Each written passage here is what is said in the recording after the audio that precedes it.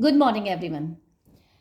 So, this is SSC CGL Tier 1 2024 exam की English की series है, जिसमें आज हम पूरा का पूरा एक कंप्लीट 25 क्वेश्चंस का एक कंप्लीट पेपर सॉल्व करने वाले हैं, right.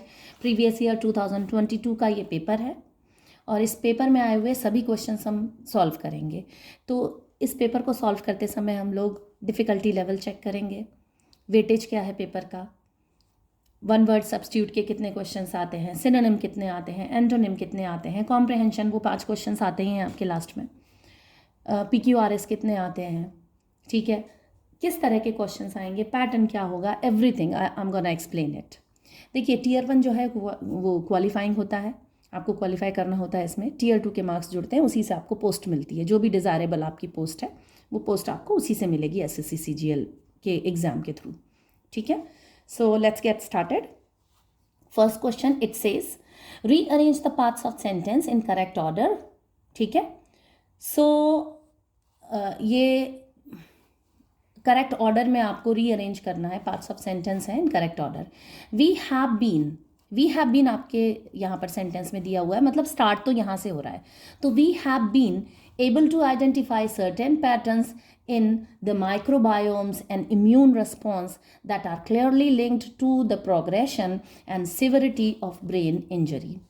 We have been the microbiomes नहीं बन रहा, we have been that are clearly नहीं बन रहा, we have been severity of brain injury, we have been severity of brain injury, direct सबको थोड़ी सेवेरिटी ऑफ ब्रेन इंजरी हो जाएगी, तो स्टार्ट होगा we have been able to identify certain patterns in, second आएगा the microbiomes and immune response, third that are clearly linked to the progression, and fourth severity of brain injury.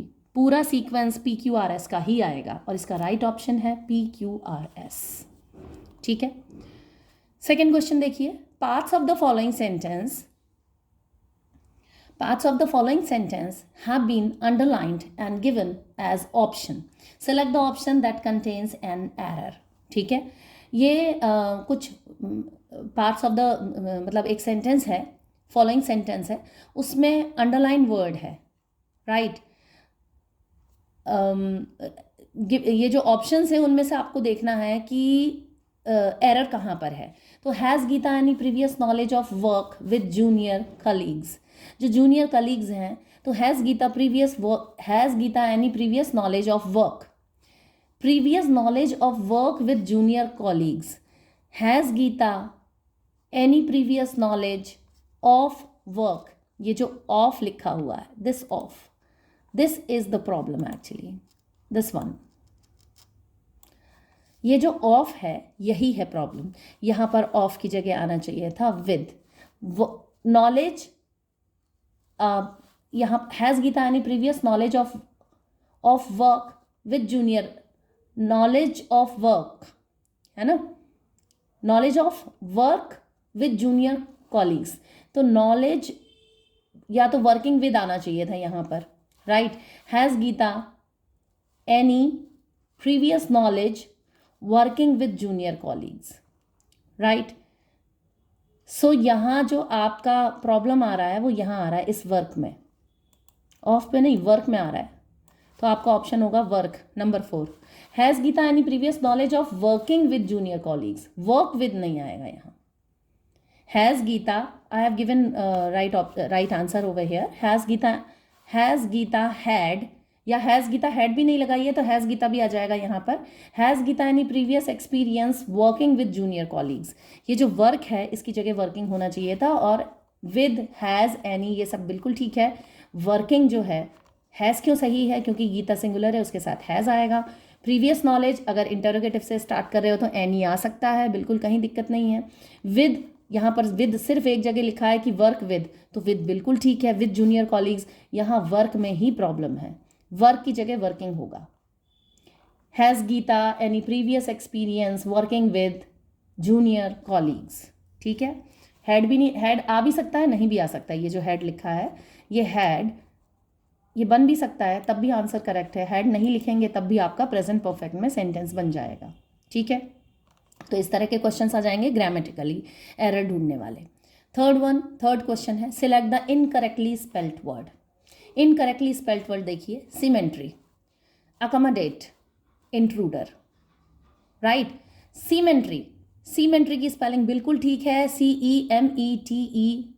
CEMETE, symmetry, sorry cemetery नहीं है, I am so sorry, cemetery नहीं है, it is symmetry. Symmetry, symmetry मतलब एक रूपता, एक जैसे जो चीज़ें होती है, सिमेट्री स्पेलिंग बिल्कुल ठीक है, CEMETERY। अकोमोडेट, अकोमोडेट मतलब किसी को कुछ घर देना, रूम देना, अकोमोडेट करना, ठीक है। अकोमोडेट की स्पेलिंग बिल्कुल ठीक है, डबल सी आता है यहाँ पर, ACCOMMODATE, अकोमोडेट। इंट्रूडर, इंट्रूड करने वाला, घुसपैठिया टाइप जो होता है, intruder.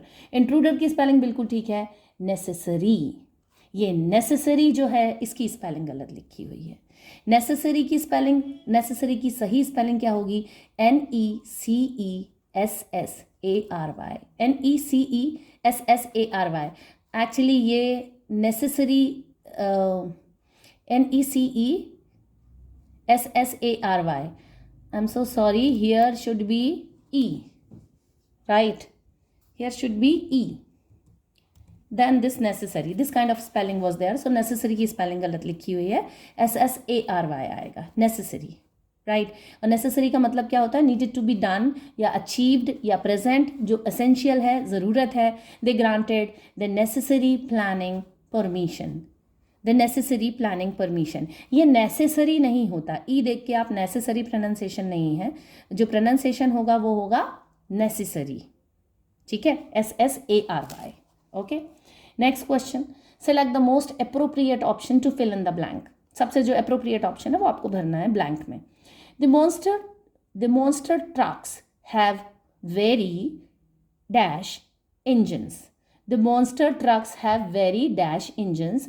They can probably pull a train, coach without train or coach, ठीक है, train coach without any problem.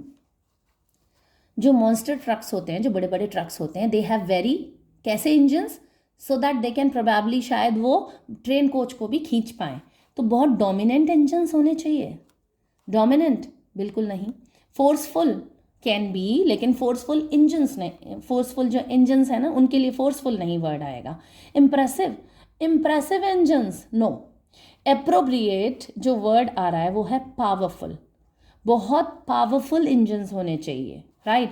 तो monster trucks have very powerful engines. जो मॉन्स्टर ट्रक्स होते हैं उनके बहुत पावरफुल इंजन्स होते हैं, इतने पावरफुल होते हैं कि वो एक ट्रेन कोच को बिना किसी प्रॉब्लम के खींच सकते हैं शायद।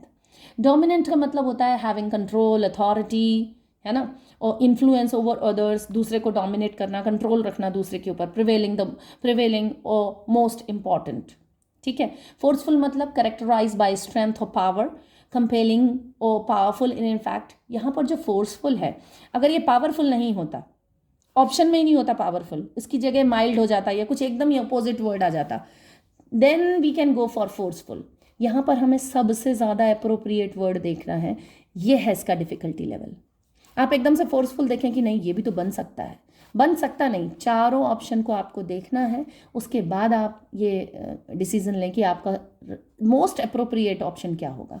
इन चार ऑप्शन में मोस्ट अप्रोप्रिएट पावरफुल इंजन्स है, ना कि फोर्सफुल इंजन्स, ठीक है। हालांकि फोर्सफुल का मीनिंग आपको ऐसा लग सकता है, क्योंकि कंपेलिंग मतलब पावरफुल इन इफेक्ट ही होता है फोर्सफुल, पावरफुल इन इफेक्ट, जिस इफेक्ट पावरफुल इफेक्ट हो जिसमें। इम्प्रेसिव मतलब इवोकिंग एडमायरेशन और मतलब एकदम खुशी से या आश्चर्य से एकदम स्तब्ध रह जाना, right.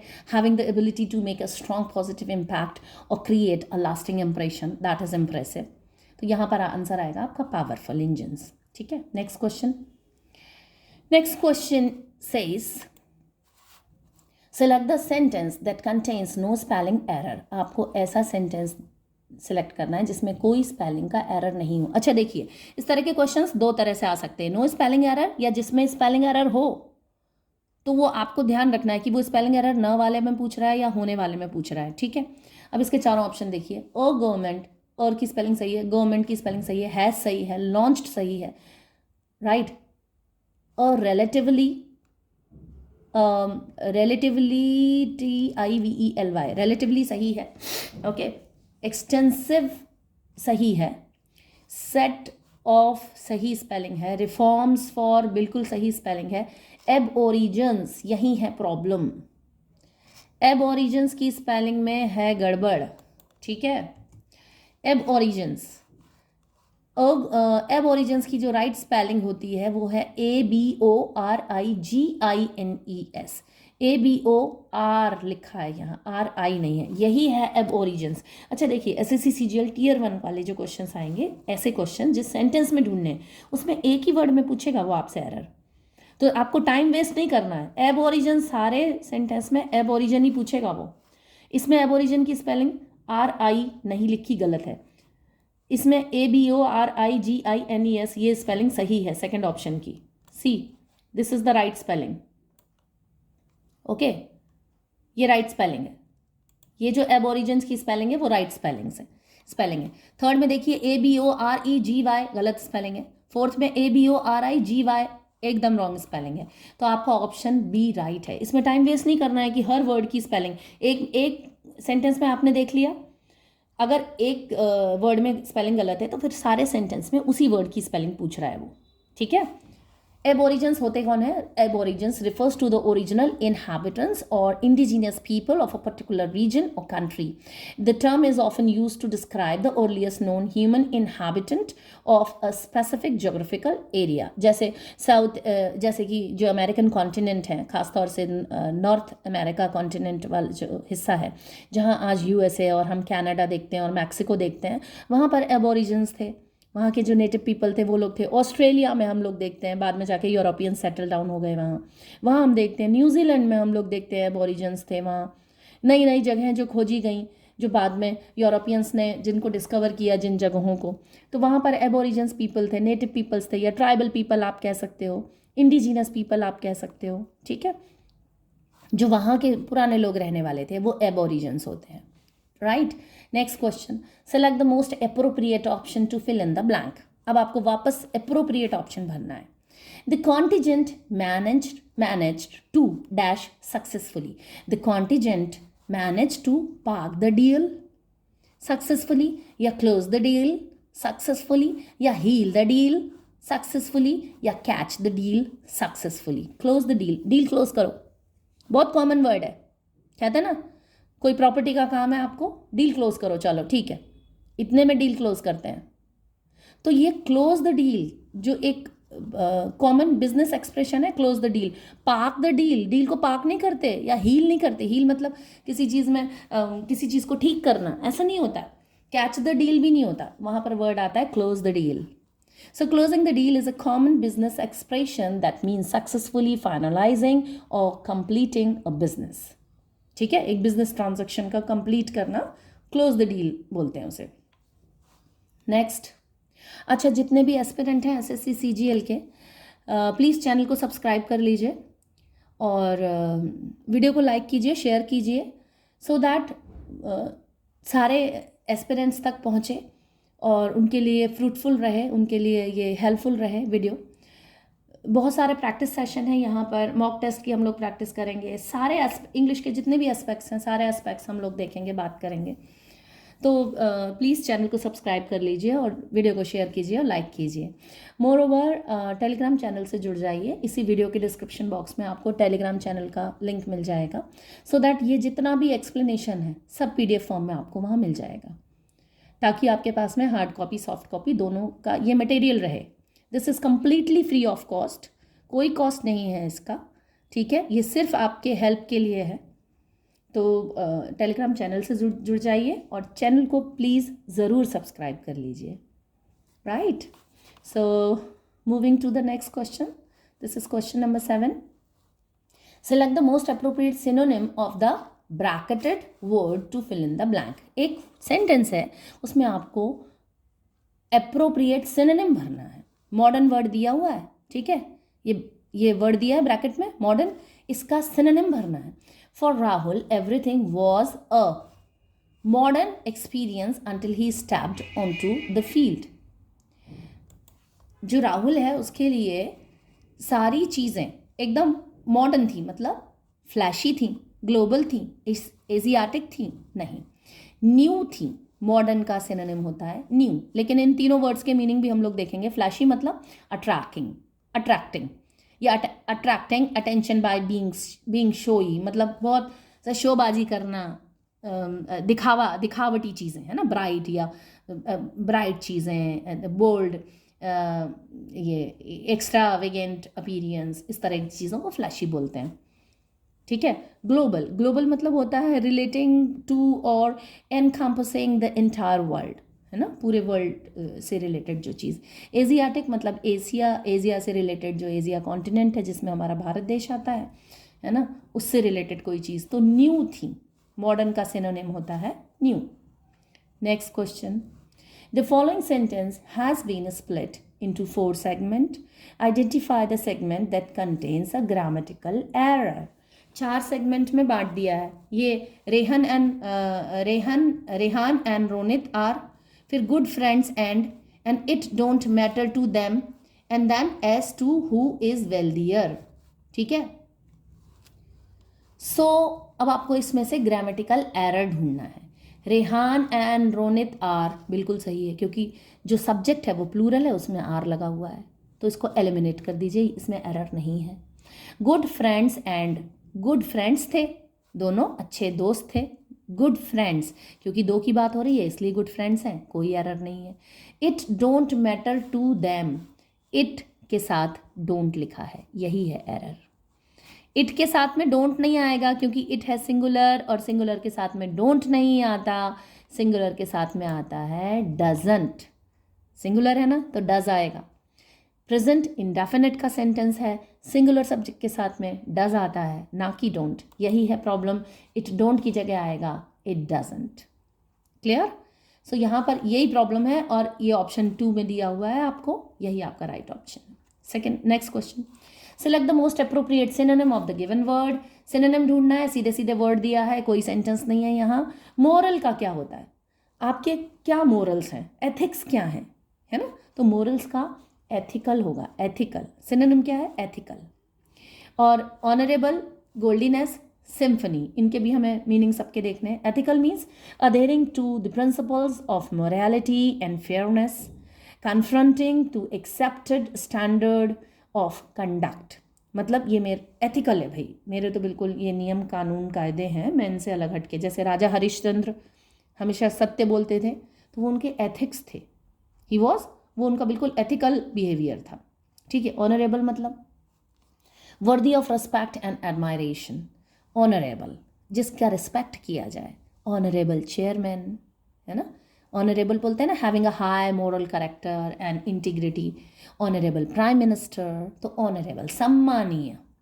And godliness means having quality और characteristics associated with the divine और स्पिरिचुअल नेचर, ये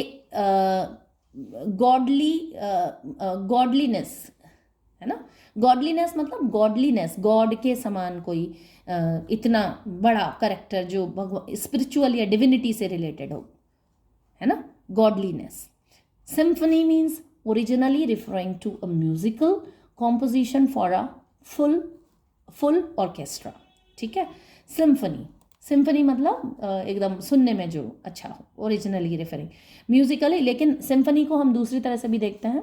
symphony has been extended metaphorically to describe a harmonious combination of elements और components, whether in music or in other contexts. It can signify unity, coherence, or a pleasing arrangement of different parts. कई parts का एकदम अच्छा सा, pleasing सा, खुशनुमा सा, अच्छा अरेंजमेंट जो होता है ना, उसे भी सिम्फनी बोलते हैं। जैसे कि कोई टीम है, तो टीम में बहुत सिम्फनी है, अच्छे से वर्क कर रही है, उसके सारे जो उर्जे पुर्जे हैं टीम के, मतलब टीम की जो मशीनरी है वो बहुत अच्छे से वर्क कर रही है, सो दैट इज़ हम लोग उसके लिए भी सिम्फनी यूज़ कर सकते हैं। ठीक है। नेक्स्ट क्वेश्चन, चूज द, तो इसका आंसर क्या होगा, हम लोगों ने बात नहीं की इसके आंसर ना, वी हैव डन दिस ना, मोरल मतलब एथिकल, सिनोनिम होता है ethical. Next question, choose the correct meaning of the given idiom, a skeleton in the cupboard. अब इस पिक्चर को देखिए, ये इसका कबर्ड है, कबर्ड में एक स्केलेटन है। स्केलेटन है मतलब ऐसी कोई चीज़ छुपी हुई है जिसे हम सबके सामने नहीं दिखा सकते, राइट?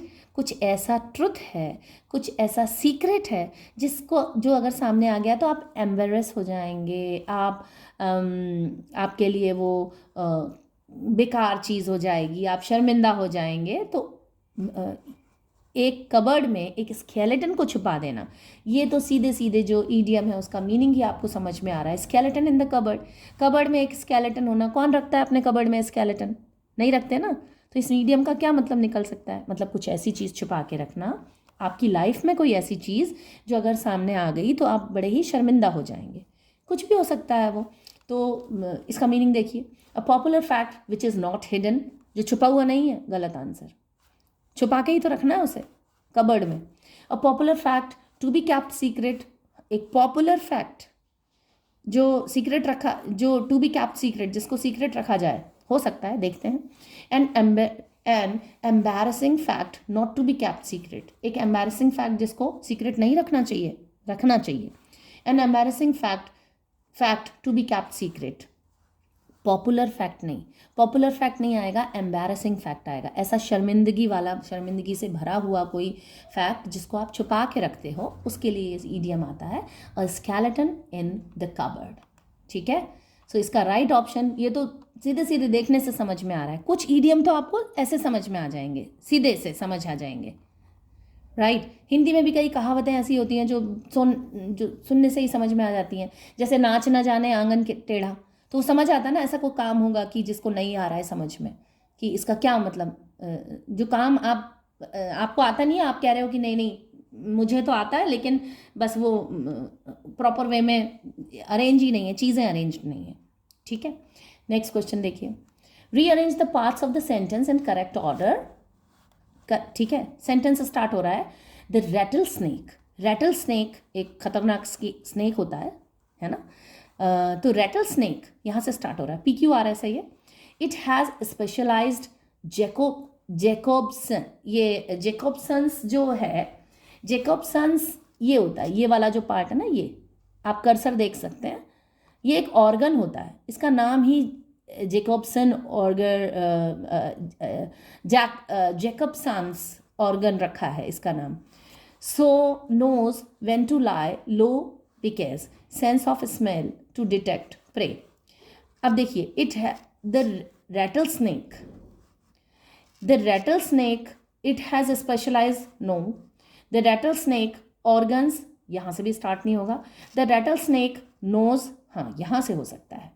जो रैटल स्नेक होता है वो जानता है व्हेन टू लाई लो, कब नीचे लेटना है, बिकॉज उसके बाद में क्या आएगा, उसके बाद में बिकॉज इट हैज़, देन आएगा P, तो स्टार्ट होगा R से, देन आएगा P, because it has specialised Jacobson's.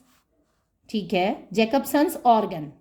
ठीक है, तो P के बाद में आएगा Q, Jacobson's organs which gives it heighten sense of smell to detect prey. तो कैसे बनेगा, the rattle snake knows when to lie low because it has a specialized Jacobson's organs which gives it a heightened sense of smell to detect prey. ठीक है, ये जो PQRS होते हैं ये बहुत आसान सेंटेंस होते हैं, अगर आप ध्यान से देख लेंगे। थोड़ा सा इसमें आप हेल्पिंग वर्ब लगाने की कोशिश करिए, सब्जेक्ट को समझने की कोशिश करिए, और सेंटेंस की स्टार्टिंग को देख लीजिए, स्टार्टिंग कैसे हो रही है। ठीक है, आराम से आएंगे ये समझ में। और फिर ऑप्शन देखिए, जैसे अगर आपको पता चल गया कि ठीक है रैटल स्नेक्स नोज, तो R से स्टार्ट हो रहा है, अब R से ऑप्शन 1 स्टार्ट हो रहा है, केवल ऑप्शन 1 सीधे सीधे टिक लगा दीजिए। लेकिन टिक लगाने के पहले RPQS का सीक्वेंस बना के देखिए, अगर आपको सेंसिबल सेंटेंस लग रहा है बिल्कुल आप आंसर लिख सकते हैं। ठीक है, next question, choose the most appropriate meaning of the underline word in the given sentence. ये अंडरलाइन वर्ड है, detectable. So even though Margaret had already eaten a large meal, she could not resist eating 2 slices of delectable pie. अब ये delectable pie sentence समझिए, जो Margaret थी वो काफ़ी कुछ खा चुकी थी, लार्ज मील, लार्ज पिज्ज़ा आता है ना, लार्ज मील मतलब अच्छा खासा अच्छा खाना खा चुकी थी। शी कुड नॉट रेजिस्ट, वो अपने आप को रेजिस्ट नहीं कर पाई, रोक नहीं पाई, किस बात से, ईटिंग 2 स्लाइसेस, 2 स्लाइस किसके, पाए के, है ना, पाए के 2 स्लाइसेस खाने। पाए कैसा था, डिलेक्टेबल था। पाए कैसा था, डिलेक्टेबल था। डिलेक्टेबल मतलब बहुत घटिया किस्म का था, तब वो नहीं रोक पाई खुद को, या बढ़िया किस्म का था, बहुत टेस्टी था, एकदम रेलिश कर रहा था। अब इसके वो तो समझ आ गया आपकी कि पाए बहुत टेस्टी होगा। अब आप मीनिंग देखिए। ऑप्शन स्टेल मतलब बासी, डिलिशियस मतलब बहुत टेस्टी, न्यूट्रिशियस मतलब पोषक तत्व से भरा हुआ, रॉटन मतलब सड़ा हुआ। तो स्टेल और रॉटन तो बिल्कुल नहीं आएगा। न्यूट्रिशियस था, भाई न्यूट्रिशियस चीज़ें भी पेट भरने के बाद में थोड़ी खाई जाती हैं, वो तो बहुत डिलीशियस होगा तो खा लिया जाएगा। तो क्या ऑप्शन आएगा यहाँ पर? डिलीशियस। डिलीशियस तो सुना ही है, wow this is quite delicious, एकदम बढ़िया मज़ेदार स्वादिष्ट खाना है ये। ठीक है, तो डिलेक्टेबल मतलब होता है डिलीशियस, क्योंकि सिनोनिम ढूंढना है हमें। ठीक है, मतलब मोस्ट अप्रोप्रिएट मीनिंग क्या निकलेगा? डिलीशियस। अब न्यूट्रिशियस में कंफ्यूज मत हो जाएगा, न्यूट्रिशियस से ऐसा रेजिस्ट थोड़ी, ठीक है बाद में खा सकती थी, अभी पेट भरा हुआ है तो, लेकिन डिलीशियस थी इसलिए उसने 2 स्लाइसेस खा ही नहीं पाई की। ठीक, next question. Select the correct indirect form of the given sentence. Indirect form है, she said to me the charlatan will be breaking into safe. The charlatan will be breaking into safe. She told me. अब इसको कैसे answer क्या निकलेगा इसका? She told me that the charlatan would be breaking into the safe. Right? So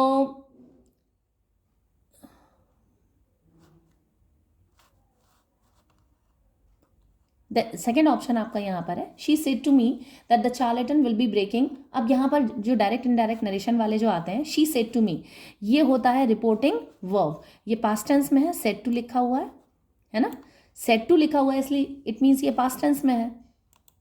अब ये past tense में आते ही आपको समझ जाना चाहिए कि यहाँ पर विल का हो जाएगा वुड, सीधी सी बात है।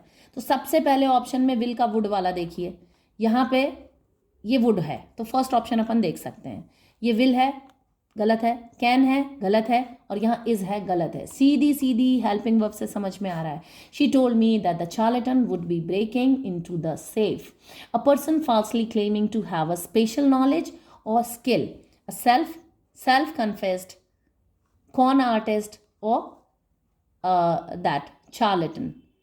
चार्लेटन जो मीनिंग है चार्लेटन का मतलब जो एक जो फॉल्स क्लेमिंग करता है कि भाई मेरे को ये आता है वो आता है, जादू टोना आता है और जादूगर आता है, जादू वादू आता है, ये वो चार्लेटन है। So she told me that the charlatan would be breaking into the safe. ठीक है, तो यहाँ सीधे सीधे देख लीजिए विल का वुड होना चाहिए। ये जो विल है ना, क्योंकि हेल्प रिपोर्टिंग वर्ब किस में है? पास्ट में है, सेड टू लिखा हुआ है पास्ट में है, इसलिए विल का वुड हो जाएगा। और जो एक ही ऑप्शन में, ये तो बहुत ईजी आते हैं नरेशन वाले, सीधे सीधे हेल्पिंग वर्ब देखिए, ज़्यादा इसमें बाद में इतना टाइम वेस्ट करने की ज़रूरत ही नहीं है। ये विल है, ये कैन है, ये इज़ है, तीनों गलत हैं क्योंकि तीनों पास्ट प्रेजेंट टेंस में है, हमें तो पास्ट टेंस ढूंढना है। Next, select the most appropriate meaning of the given idiom. ये ईडियम क्या है? Fly into a passion. Fly into a passion मतलब होता है सडनली बिकम वेरी एंग्री और एंक्शस, एकदम से गुस्सा हो जाना या चिंतित हो जाना, फ्लाई इनटू अ पैशन। ठीक है, इसका मीनिंग ये होता है to be aggressive at times, to become aggressive often, to become angry suddenly. देखिए टू अग्रेसिव एट टाइम्स मतलब कभी गुस्सा हो जाना, टू बिकम अग्रेसिव ऑफन बार बार गुस्सा हो जाना, टू बिकम एंग्री सडनली अचानक गुस्सा हो जाना, टू बी ऑलवेज एंग्री हमेशा गुस्सा होना। तो इसका ऑप्शन होगा अचानक गुस्सा हो जाना, हमेशा गुस्सा होना नहीं, या कभी कभी ज़्यादातर गुस्सा होना नहीं, या कभी गुस्सा हो जाना नहीं, हमेशा गुस्सा हो जाते हैं वो, सॉरी अचानक गुस्सा हो जाते हैं, उसे हम बोलते हैं fly into a passion. Why are you flying into a passion? क्यों अचानक से इतना गुस्सा हो गए? ठीक है, why are you flying into a passion? Keep calm, so keep quiet, शांत रहो आप इतना अचानक इतना सडनली कैसे गुस्सा हो गए? तो इसका मीनिंग ईडियम का मतलब होता है सडनली गुस्सा हो जाना, fly into a passion. Idiom जितने भी हैं सब यूज़ करना स्टार्ट करिए, क्योंकि जब आप बोलचाल में बोलेंगे आपको अपने आप ईडियम पे एकदम ग्रिप आ जाएगी कि हाँ ईडियम ऐसे होते हैं। Right, next question, select the correct passive form of the given sentence. Shalu has ordered new copies of the album. इनके लिए भी एक तरीका I am telling you. Shalu has, ये शालू सब्जेक्ट है ना, ये शालू जो है वो एक सब्जेक्ट है। ऑर्डर्ड न्यू कॉपीज, ये न्यू कॉपीज जो है वो है ऑब्जेक्ट। ठीक, शालू हैज़ ऑर्डर्ड न्यू कॉपीज, तो न्यू कॉपीज से बनेगा ये। सीधे से पहले सब्जेक्ट समझिए, ऑब्जेक्ट समझिए। अब देखिए ऑब्जेक्ट सबसे पहले किसमें, हैज़ ऑर्डर्ड है। ये जो हैज़ ऑर्डर्ड लिखा हुआ है तो क्या हो जाएगा, new copies have been ordered, right. New copies of the album यहाँ से स्टार्ट हो जाएगा और हैव बीन आ जाएगा। अपने आप समझ जाइए इस हेल्पिंग वर्ब का पैसिव क्या बनेगा, हैव बीन आएगा। New copies of the album have been गलत, new copies of the album has been गलत, new copies of the album has been ordered गलत, new copies of the album have been ordered. सीधे सीधे quickly समझ में आता है। Active passive और नरेशन में टाइम वेस्ट नहीं करना है, तुरंत समझ में आना है। And I would like to tell you कि एक्टिव पैसिव और नरेशन के बहुत अच्छे एक्सप्लेन करे हुए वीडियोस हैं, वो आप चैनल को सब्सक्राइब कर लेंगे तो आपको ऑटोमेटिकली दिख जाएंगे। और इस वीडियो के डिस्क्रिप्शन बॉक्स में भी I will give the link of those videos so that you can see that those videos, right. So यहाँ पर ऑप्शन आएगा new copies of the album have been ordered by Shalu. Next question, select the most appropriate antonym. अभी antonym underline word का antonym बोलना है आपको, ठीक है। Antonym, God has clearly blessed, है ना, ये ब्लेस्ड है, अंडरलाइन वर्ड जो है ना ब्लेस्ड है। So God has clearly blessed human being for his glory, ठीक है। God has clearly blessed human being for his glory. अब ब्लेस्ड का ऑपोजिट क्या होता है, ब्लेस्ड का ऑपोजिट अपॉइंटेड, प्रोड्यूस्ड, अप्लाइड या कर्स्ड। ब्लेस्ड मतलब आशीर्वाद देना, कर्स्ड मतलब श्राप देना, ठीक है। अपॉइंटेड मतलब क्या होता है, चूजन और selected for a particular position, ये अपॉइंटेड, अपॉइंट करना, ठीक है। प्रोड्यूस्ड मतलब क्रिएटेड, अप्लाइड मतलब पुट इनटू द ऑपरेशन और यूज, किसी चीज़ का यूज़ करना, है ना, कोई कुछ चीज़ ऑपरेट करना। कर्स्ड मतलब सब्जेक्टेड टू अ कर्स, श्राप देना। तो ब्लेस्ड का जो ऑपोजिट होगा, एंटोनिम होगा, वो होगा cursed. Okay, next, select the option that can be used as a one word substitute for the given group of words. A person in love with himself, एक ऐसा व्यक्ति जिसको, जो अपने ही प्यार में खोया हुआ है, राइट, सेल्फ लव हो है उसको, मतलब इतना। See this picture, this woman, ये इसको अपना ही सूरत देख के एकदम ऐसा लग रहा है आई एम सो ब्यूटिफुल और so admirable, like none of the person in the world is equal to me or I'm the best, like this. वो खुद को ही एडमायर करे जा रही हैं, this woman. So ऐसे व्यक्ति को हम क्या बोलते हैं, नार्सिसिस्ट। नार्सिसिस्ट, लुनाटिक मतलब पागल टाइप का व्यक्ति, स्टोइक, पॉलीगॉट, इन सब के मीनिंग देखते हैं। नार्सिसिस्ट कौन होते हैं, a person who has an excessive interest इन और एडमायरेशन ऑफ देमसेल्फ, खुद से ही बहुत ज़्यादा, मैं तो ये, मैं वो, और मेरे बराबर कोई नहीं है, like this. Often accompanied by an exaggerated sense of self importance, narcissist में लैक एम्पैथी फॉर अदर्स। दूसरों के बारे में नहीं, तुम तो बेकार हो, मैं बहुत अच्छा हूँ, मैं बहुत बढ़िया हूँ, मेरे में ये क्वालिटी, मेरे में वो क्वालिटी, तो दैट इज नार्सिसिस्ट। लुनाटिक मतलब historically used to describe someone who is mentally ill, जो पागल टाइप लोग होते हैं उसे लुनाटिक बोलते हैं। Stoic, referring to a philosophy of stoicism और a person who displays characteristics of being calm, unemotional और rational in face of adversity, right. So मतलब स्टोइक वो होते हैं ऐसे लोग जो दुख दर्द या जो भी कुछ ऐसा कोई भी प्रॉब्लम हो तो उस प्रॉब्लम में भी शांत रहते हैं और ज़्यादा उथल पुथल नहीं होती उनके मन में, दैट इज स्टोइक, है ना। सो पॉलीगॉट, हु आर पॉलीगॉट, ऐसे पॉलीगॉट वो होते हैं, ऐसा व्यक्ति जो बहुत सारे लैंग्वेजेस में प्रोफिशिएंट है, बहुत सारी लैंग्वेजेस जानता है, 2 से 3 से 4 लैंग्वेज वो जानता है, राइट, उसे पॉलीगॉट बोलते हैं, ठीक है। तो यहाँ पर जो अपने में ही खोए रहते हैं खुद की तारीफ में, उसे नार्सिसिस्ट बोलते हैं। ये वन वर्ड सब्स्टिट्यूशन है। Select the correct passive form of the given, फटाफट पैसिव ढूंढ लेते हैं एकदम बिना टाइम वेस्ट करे। He has downloaded the movie on his phone, तो यहाँ पर सबसे पहले देखिए ये ही जो है वो क्या है, सब्जेक्ट है, ठीक है। ही हैज़ डाउनलोडेड मूवी, तो डाउनलोडेड द मूवी, ये क्या है, ये है ऑब्जेक्ट द मूवी, और फिर इसे देखिए हैज़ डाउनलोडेड, तो क्या होगा, the movie has been downloaded. अब हैज़ बीन कहाँ आ रहा है, फर्स्ट में हैज़ बीन है, दूसरे में वॉज है, तीसरे में इज़ है, और फोर्थ में आर। सीधी सी बात है, first option. The movie has been downloaded by him on his phone. आप सिर्फ ये देखिए, वर्ब देखिए, वर्ब से मिल गया अगर आपको तो ठीक है, अगर फिर एक जैसे आ रहे हैं तो फिर आप आगे आगे वाला सेंटेंस भी देखिए, ठीक है। वैसे टीयर 1 में जो क्वेश्चंस का डिफिकल्टी लेवल आता है वो सिर्फ ये हेल्पिंग वर्ब देखने से ही समझ आ जाता है, ठीक है। Next question, select the option that can be used as one word substitute for the given group of words. One word substitute again आ रहा है मेरे पास, giving the worrying impression that something bad is going to happen. ऐसी कोई चिंता कि अरे कुछ बुरा होने वाला है, ठीक है, ऐसी ऐसी चिंता जिससे ये लगे अरे कुछ बुरा होने वाला है। डिसोलेट, सस्पिशियस, ओमनियस, ठीक है, सॉरी ओमिनस, ओमिनस, ओमिनस और ब्लीक। ब्लीक मतलब एकदम कमज़ोर सा होना, राइट। इन सब के मीनिंग देखते हैं हम लोग। Desolate, desolate means lead waste, बैरन और डिप्राइव्ड और इनहैबिटेंट, ठीक है, बंजर सा। डिसोलेट मतलब वीरान, वीराना, जो वीरान जगह है उसे डेसोलेट बोलते हैं। सस्पिशियस मतलब अराउजिंग डिस्ट्रेस और डाउट, है ना, संदिग्ध व्यक्ति जो होता है, right. Ominous means giving the impression that something bad और unpleasant is going to happen.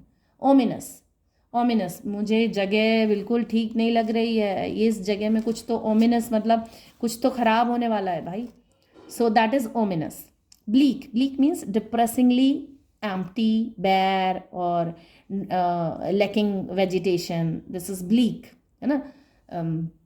Vegetation कम हो से भी हम ब्लीक बोलते हैं। वार्मथ, टेम्परेचर कम हो से भी ब्लीक बोलते हैं। डिप्रेसिंगली एम्प्टी मतलब एकदम डिप्रेसिंग वाला खालीपन हो, दैट इज ब्लीक, ठीक है। यहाँ आएगा ओमिनस, कुछ खराब होने वाली जो फीलिंग होती है, चिंता होती है, ominous. Select the most appropriate option that can substitute the underlined segment in the given sentence. जो underlined segment है given sentence में, वहाँ पर देखिए given sentence में क्या यहाँ आएगा, select the most appropriate option that can substitute the underlined segment in the given sentence. Sentence में जो underlined sentence है वहाँ पर आप देखिए कि most appropriate क्या आएगा। The new shop that opened last week are hardly, ये underlined sentence है ना, are hardly. So the new shop that opened last week are hardly sufficient stock of the products that it advertised about. यहाँ पर hardly had आएगा, hardly hadn't नहीं आएगा, hardly is having नहीं आएगा, is had नहीं आएगा, पूरी तरह ग्रामर वाला क्वेश्चन है। hardly had, are hardly नहीं आएगा, hardly had sufficient stock, मुश्किल से इतने sufficient stock थे वहाँ, ओके। अब ये कॉम्प्रहेंशन के क्वेश्चंस हैं, ओके। 5 क्वेश्चंस आपके कॉम्प्रहेंशंस के आएंगे। कॉम्प्रहेंशन हर क्वेश्चन के पहले दिया हुआ रहता है, but I did not write down, I have written down comprehension one time only. So comprehension है, the following passage some words have been deleted, कुछ वर्ड्स इसमें डिलीट कर दिए गए हैं, तो आपको वहीं से 5 क्वेश्चंस बनेंगे। Read the passage carefully and select the most appropriate option to fill in each blank. पहला है, the Romans had developed a for chariot racing.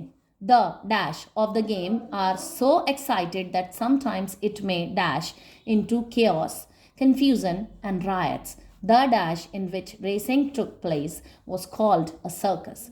The dash one was the circus maximum in Rome that could hold up to 385,000 spectators, which shows the popularity of the sport. ठीक है।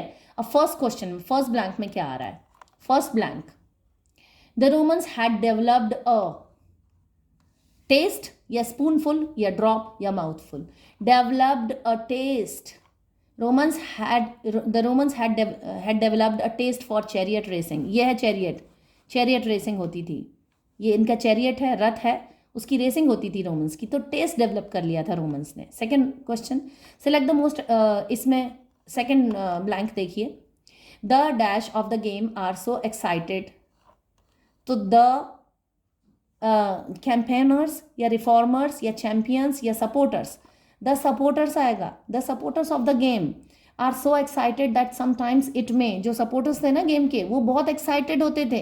That sometimes it में dash, it में third का option, third का, it में adopt, reshape, transfigure, convert. It में convert, that sometimes it में convert into chaos. कई बारी झगड़े में, कंफ्यूजन में या राइट्स, दंगे वगैरह हो जाते थे, वहाँ लोग लड़ पड़ते थे आपस में. तो इट में यहाँ पर थर्ड ऑप्शन आएगा, दैट इट में कन्वर्ट, वो बदल जाता था कई बारी झगड़े में या राइट्स में. The in which racing took, the number 4, the stadium which में racing took place. So stadium होती थी वो जगह जहाँ पर रेस होती थी. सर्किट नहीं होती, रूट नहीं होती, सर्किट नहीं होती, रूट नहीं होता, ट्रैक नहीं होता. Stadium, the stadium. And number 5, the stadium in which racing took place was called a circus, and the one was the Circus Maximum in Rome. The number 25 question में आ रहा है, द लार्जेस्ट सर्कस.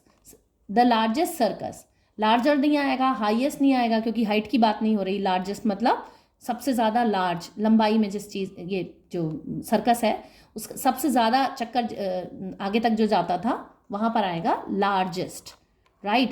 जो chariot, जो इनके जो performers होते थे वहाँ पर जो, so the largest one was the Circus Maximus in Rome that could hold up. ये जो लार्जेस्ट सर्कस होते थे, राइट, ये ऐसे पूरे सर्कस गोल घूमे जाते थे. ये स्पेक्टर्स यहाँ पर ये सारे देखने वाले बैठे हुए हैं, ठीक है.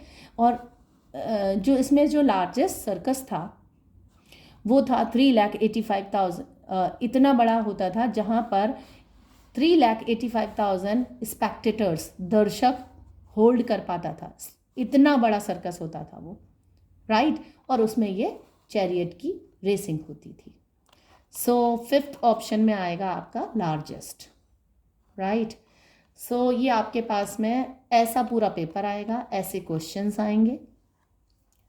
क्वेश्चन का वेटेज, क्वेश्चन का डिफ़िकल्टी लेवल इसी तरह का होगा, राइट. ये पूरा का पूरा पेपर है. आप इसको सेगमेंट में भी तैयार कर सकते हैं, लेकिन जब आप मॉक टेस्ट देंगे या जब आप प्रैक्टिस करेंगे तो पूरे 25 क्वेश्चंस की ऑल टुगेदर प्रैक्टिस करिए, राइट. और वीडियो को ज़रूर लाइक कर लीजिए, शेयर कीजिए. Keep learning. Thank you so much.